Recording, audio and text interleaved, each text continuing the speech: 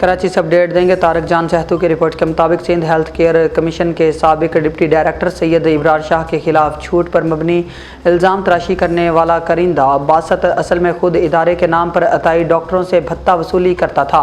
साबिक deputy director ने ज़राए की निशानदेही पर कार्रवाई करते हुए एक अताई डॉक्टर और अब्दुल बासत के खिलाफ अपनी मुद्दत में थाना बिलाल कॉलोनी में केस दाखिल करवाया, जिसके बाद बासत साबिक डिप्टी डायरेक्टर सैयद इब्रार शाह के खिलाफ मुख्तलिफ प्रोपेगेंडा करने लगा।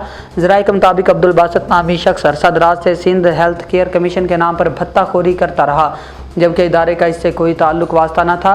ज़राए के मुताबिक साबिक डिप्टी डायरेक्टर सैयद इब्रार शाह ने मीडिया से बात करते हुए कहा कि हमने कुछ अर्सा कबल खुफिया इतला पर कार्रवाई करते हुए एक अताई डॉक्टर की क्लिनिक सील की, जिसने पुलिस तहवील में इंकिशाफ किया है कि पिछले कई महीनों से अब्दुल बासत नामी शख्स सिंध हेल्थ केयर कमीशन के नाम पर मुझसे 10,000 माहवार वसूल करता था। जबकि 3 दफ़ा क्लिनिक सील भी हुई तो अब्दुल बासत ने ताले तोड़ के 1,50,000 रुपये मुझसे वसूल किए।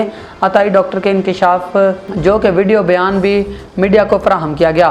साबिक डिप्टी डायरेक्टर सैयद इब्रार शाह ने बताया कि डिप्टी डायरेक्टर तैनात होने की जितनी मुद्दत थी रिकॉर्ड कार्रवाइयाँ की गईं और मुख्तलिफ अस्पतालों को जुर्माने किए गए, जो कि इदारे को वसूल हुए। सैकड़ों अताई डॉक्टरों के खिलाफ मुनज़्ज़म कार्रवाइयाँ की गईं।